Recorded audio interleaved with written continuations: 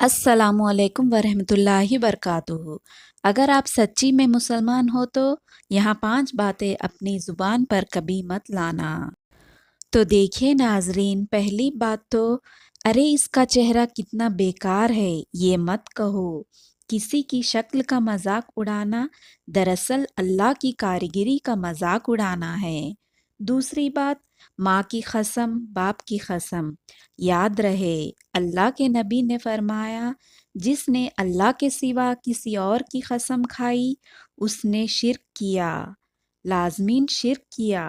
تیسری بات، اللہ تو مجھ سے نفرت کرتا ہے، نہیں، اللہ تو بہت زیادہ محبت کرنے والا ہے، چاہے ہم لاکھ گنہگار ہو، جب تک توبہ ہے اللہ کی رحمت ہے۔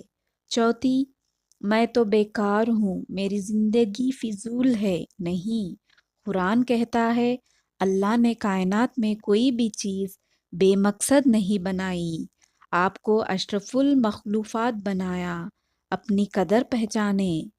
پانچواں، ارے یہ تو پکا گنہگار ہے یا جہنمی ہے، کسی کے بارے میں یہ فیصلہ کرنا کہ وہ جہنمی ہے یہ ہمارا کام بالکل نہیں ہے، یہ فیصلہ صرف اللہ کرے گا۔